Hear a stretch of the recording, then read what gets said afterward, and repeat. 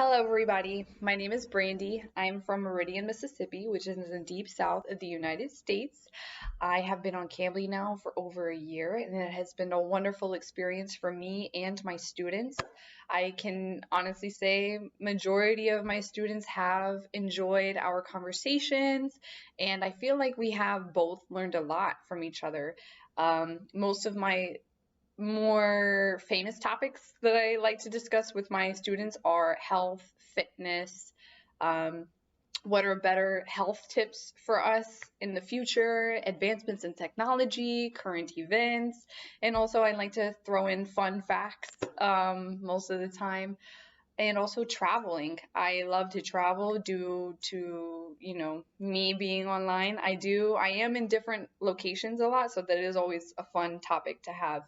I can't wait to meet more students and increase my knowledge and help my students also increase their knowledge of English and our culture.